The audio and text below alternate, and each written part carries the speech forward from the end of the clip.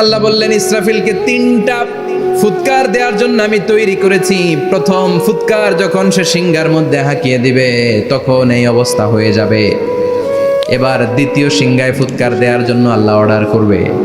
ইসরাফিল তার বিশাল হুইসেলটা নিয়ে সাথে সাথে দ্বিতীয় ফুৎকারটাও দিয়ে দিবে। দ্বিতীয় ফুৎকার দেওয়ার সাথে সাথে এই ফুৎকারটাকে আরবিতে বলে নাফখাতুস সাইক, সব মরে যাবে। This is the circle of life. এসেছি, থাকছি কিছুদিন একটা স্টেশনে, ট্রানজিট পিরিয়ড, আবার চলে যাব, জন্মিলেই মরিতে হবে। চিল্লা এখন ঠিক কিনা? আল্লাহ বলবেন ইসরাফিল তোরে তিনটা ফুৎকার দেওয়ার জন্য তৈরি করেছি। চিৎকার করে বলেন কয়টা?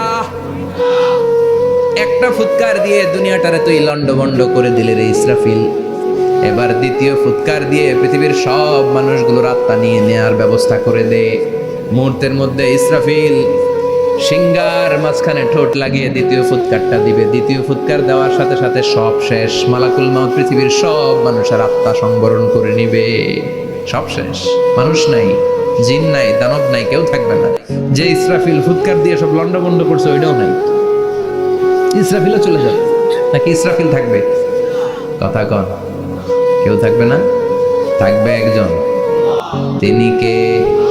কুল্লু মান আলাইহা ফানি ওয়া ইয়াবকা ওয়াজহু রাব্বিকা যুল জালালি ওয়াল ইকরাম ফাবিআইয়ি আলাই রাব্বিকুমা তুকাযযিবান। এই বিশ্বে যা দেখা যায় সব হয়ে যাবে ফান, নিঃশেষ, কিছু থাকবে না, সব মরে যাবে। থাকবে শুধু একজন সত্তা। চিৎকার করে বলেন তিনি কে?